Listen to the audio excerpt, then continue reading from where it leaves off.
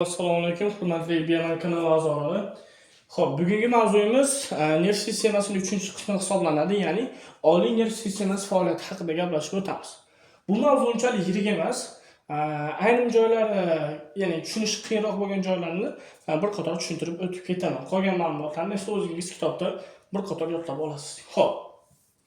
Nerv sistemasini dastlab nerv sistemasi va fiziologiyasi asarlarining muallifi bo'lmish Sechenov o'zini asarlarida, o'zini hayot faoliyati davomida o'rganib kelgan. Undan keyin Pavlov oliy nerv sistemasi faoliyatini o'rganib, reflekslarni shartli va shartsiz qismlarga ajratdi. Xo'p, ikkalasining asosiy farqi nimada? Shartsiz reflekslar bu nomidan ma'lumki shartsiz, ya'ni biz ularni o'rganishimiz shart emas. Ular tug'ma holatda bo'ladi va nasldan naslga o'tib keladi. Misol uchun, nafas olishimizni kimdir o'rgatmaydi, ovqatlanishimizni yoki ko'zimizni ochib yumishimizni kimdir o'rgatmaydi. Ya'ni bularning hammasi tug'ma va nasldan naslga o'tuvchi bo'ladi. Va mana shunday reflekslar shartsiz reflekslar deyiladi. Shartli reflekslar esa hayot davomida orttirib olinadigan reflekslarga aytiladi. Misol uchun, chaqaloq endi tug'ilgan paytda qanday nafas olishni bilmaydi. Va unda orqa umurtqa pog'onasida signallar borib, bosh miyaga signal yetkaziladi va kerakli muskullarni qisqartirishligini hisobiga bola ilk bor nafas olishni boshlaydi. Va shuni hisobiga chinqirab yig'laydi va bola uchun yangi refleks paydo bo'ladi va bu refleks nafas olish refleksi hisoblanib, shartli refleks turiga misol bo'la oladi. Ya'ni tushunib oldik, asosiy farqi shartsiz refleks tug'ma, uni bizga birov o'rgatmaydi. O'zimiz hayotimiz davomida o'rganganmiz, ya'ni nasldan naslga o'tib kelgan. Shartli refleks bo'ladigan bo'lsa, hayot davomida asta-sekin o'rganib boriladigan refleks hisoblanadi. Endi mana shu reflekslarning tormozlanishini Pavlov o'rgangan. Ya'ni shartli va shartsiz reflekslarning tormozlanishini Pavlov ikki qismga ajratgan. Birinchisi tashqi tormozlanish va ichki tormozlanish. Bundan oldin Pavlov bitta tajribasi bor.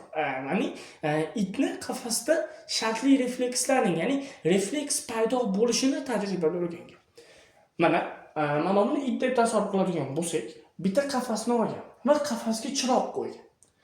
Endi Pavlov shunaqangi narsa qilganki, chiroqni yoqqandagina itga ovqat bergan. Va bu holat bir necha marotaba takrorlanishi natijasida itda refleks uyg'ongan. Qaysidirki, svet yondimi, demak bu menga ovqat beradi, men tayyorlanishim kerak degan. Shuni hisobiga svet yaqilgandan keyingina itda mana bu og'zidan sulak bezlarni ajratib chiqarishni boshlagan.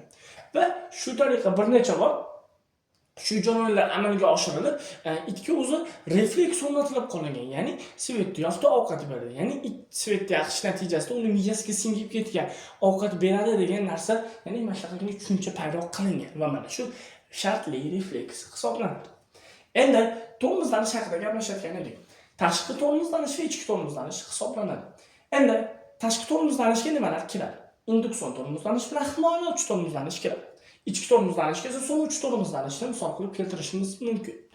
Xo'p, endi induksion tormozlanish nima degan? Induksion tormozlanish misol uchun tasavvur qilaylik. Biz bitta kafega kirdik, ya'ni u yerda ovqatlanib o'tiribmiz, mazza qilib, ishtaha bilan. Lekin ko'chada shovqin, bozor buzur, hamma yoqda janjal bo'ladigan bo'lsa, biz ovqat yegimiz keladimi? Yo'q, albatta. Sababi biz komfort muhitda emasmiz. Biz maza qilib aligindan ovqatdan rohatlana olmaymiz. Sababi bizda so'lak bezlari ishlab chiqaradigan maxsus bir fermentlar, ya'ni tashqi ta'sir natijasida ma'lum bir vaqtga to'xtaydi. Shuni hisobiga ishtaha bo'g'iladi. Misol uchun, odamlar aytadi, ishtahani bo'g'ding degan narsa paydo bo'ladi. Unda aslida ishtahasi bo'g'ilganligiga sabab tashqi tormozlanishni induksioni bo'lgan. Ya'ni kuchli ta'sirlovchi paydo bo'lishi natijasida haligi odamda so'lak bezlari ishlab chiqarish to'xtagan va shuni hisobiga ana shu odamda ishtahani buzilishi, ishtahani bo'g'ilishi kuzatilgan. Va mana shu induksion tormozlanish. Ya'ni qisqacha qilib aytganda, tashqi kuchli ta'sirlovchi natijasida reflekslar tormozlanib qoladi. Endi himoyalovchi tormozlanish qanaqa? Hammamizda nerv hujayralarimiz bor. Misol uchun bizda har doim ham energiyamiz bir xil bo'la olmaydi. Ma'lum bir vaqtda energiyamiz juda pasayib ketadi. Shuni hisobiga odamlar kasal, misol uchun bizning organizmimiz ham o'zimizni himoya qiladi. Ya'ni bizning energiyamiz kamayib ketdi. Ya'ni qo'pol qilib aytganda, juda ham yoshi charchab ketgan holatdamiz. va tanamiz bizni o'ylaydi, "Ey, to'xta, hozir men buni sekin tormozlamasam yer hujayralarini yo qattiq kasal bo'lib qolishi mumkin, yoki bitta og'ir xastalikka duchor bo'lishi mumkin, yoki umuman holsiz bo'lib qoladi-ki, undan ko'ra nerv sistemasi, nerv hujayralarini qisman tormozlab turib haligiga yordam beraman" dedi. Ya'ni bu bizni organizmimizni защитать qilib beradi, ya'ni himoyalanib turadi. Endi so'nggi tormozlanish, bu so'nggi tormozlanish eng aktivlardan bittasi. Ya'ni, misol uchun biz bitta ma'lumotni o'qidik. Misol uchun biologiyani o'qidik deylik, oila. Oila mavzusini yoki markazlari yodladik. Ma'lum bir vaqt haligilarni takrorlamasa, haligi so'nib qoladi, ya'ni esimizdan chiqib qoladi.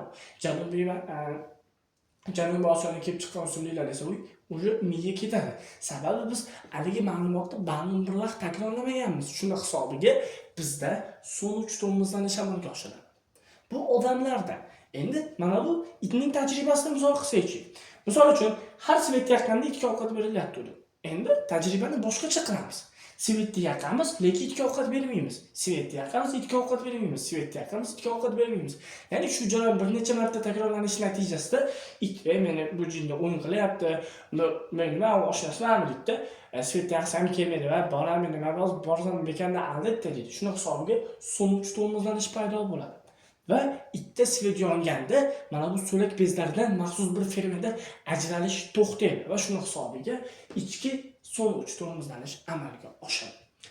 Endi biz aqliy idrok bilan tafakkurni farqlashni o'rganamiz. Biz eng Xudo tomonidan yaratilgan oliy mavjudotlardan, oliy xilqatlardan bittasimiz va hayvonlar ham xuddi shunday. Ya'ni ayrim sutemizuvchilar bor, juda ham aqlli. Ya'ni o'ylashimiz kerakki, aql idrok hayvonda ham bo'ladi. Misol uchun, odamlarda ham bo'ladi. Endi odamlardagi aql idrokni hammamiz bilamiz, lekin hayvonlardagi-chi? Hayvonlardagi aql idrokni oladigan bo'lsak, misol uchun odamsimon maymunlarda yoki shimpanze va gorillalarda. Ular ayrimlari misol uchun shiftga banan osib qo'yadigan bo'lsak, yashiklarni bir-biriga terib, shiftga chiqib bananni ola oladi. Yoki ayrimlari esa toshlarni, misol uchun yog'ochlarni o'tkilab, tishlarini kavlaydigan tishlarni qilishi mumkin. Ya'ni ulardan qaysidir ma'noda aql idrok bor. Lekin tafakkur degan narsa faqatgina odamga xos. Tushunmoqli, tafakkur faqatgina odamda, aql idrok esa hayvonlarda ham mavjud bo'ladi. Biz ma'lum bir faol harakatlarimiz mana shu tafakkur asosida, ya'ni fikrlash asosida shakllanadi. Xo'p. Endi bizda shartli reflekslarni uyg'otuvchi narsalar bor. Misol uchun biz aytdik, ovqat kelganda yoki ovqatning hidini eshitganimizda bizda og'zimizda so'lak ajraladi. Ya'ni biz alayda qornimiz ochdi degan paytda fermentlar chiqib odamning ishtahasi ochilishni boshlaydi. Misol uchun juda ko'p holatlar kelgan. Misol uchun hozir limon desam yoki limonni videosini ko'rsatadigan bo'lsam yoki kimdir limon yeganini ko'rsak ham og'zimizda qanaqadir suvlanish paydo bo'ladi. Voy, og'zim suvlanib ketdi deymiz. Bu aslida shartli reflekslarni uyg'otuvchi so'z. Ya'ni limon degan so'zni eshitganimizda yoki limonni ko'rganimizda o'sha bizning miyamiz biladi. Uni yegandan so'ng mana bu bizda ferment ajraladi. Shuni hisobiga haligilar sekin so'lak bezlarimizda fermentlar ajralib chiqarishni boshlaydi va shuni hisobiga og'zimiz suvlanadi. Endi bizda nutq degan narsa bor. Ya'ni biz o'zimizning fikrimizni yetkazish uchun og'zaki nutqdan va yozma nutqdan foydalanamiz. Og'zaki nutq esa so'zlarni bir-biriga kombinatsiya bo'lib, gaplar asosida paydo bo'ladi. Yozma nutq bo'ladigan bo'lsa, mana shu gaplarimiz yoki fikrlarimizni yozma ravishda tushirganimiz hisoblanadi. Endi og'zaki nutqning boshqarish markazi qayerda? Og'zaki nutqning bizning boshqarish markazi chap miya yarim sharlarining peshona qismida joylashgan. Endi yozma nutqga bo'ladigan bo'lsa, peshona va ensa qismlarida joylashgan holatda bo'ladi deb qarashimiz mumkin. Xo'p, shunda aqliy idrok mavzusi tugadi. Keyingi mavzu bu hissiyotlar. Biz hissiyotlarni bilamiz, ikki xilga bo'linadi. Ijobiy hissiyot yoki salbiy hissiyot. Ijobiy hissiyotlar xursand bo'lish, baqirish, xursandchilik, ya'ni hammasi bizga dopamin beradi. Endi salbiy, ya'ni misol uchun g'amgin hissiyotlarni olishimiz mumkin, asabiylashish, xafa bo'lish, ranjish, arazlash va hokazolar. Ya'ni insonni tushkunlik holatiga tushirib qo'yib, odamning psixikasiga qattiq ta'sir ko'rsatuvchi omillardan bittasi hisoblanadi, ya'ni holatlardan bittasi. Endi mana shu hissiyotimizni asosiy markazi yarim sharlarimiz peshonadan chakka qismida joylashgan holatda bo'ladi. Endi mana shu ixtiyoriy boshqarilish markazi ham bir hissiyotlarda. Ya'ni hissiyotning ixtiyoriy boshqarilish markazi bu peshona va chakka qismlari hisoblanadi. Xo'p, shu bilan oliy nerv sistemasini ozgina tushunish qiyin bo'lgan mavzular haqida gaplashib o'tdik. Bundan tashqari xotira, uyqu degan mavzular bor. Ularni bemalol o'qisa tushuniladigan mavzular. Men asosan farqlash qiyin bo'lgan va tushunish ozgina mushkul bo'lgan mavzular haqida ozgina tushuncha berib ketdim. O'ylaymanki, sizlarga tushunarli bo'ldi. Agarda videomiz foydali bo'lgan bo'lsa, albatta kanalimizga obuna bo'lib, like tugmasini bosib qo'ying va videomiz boshqalarga manfaatli bo'lishi uchun do'stlaringiz bilan ham ulashing. Sizlar bilan Beamal kanali bo'ldi. Xayr, salomat bo'ling.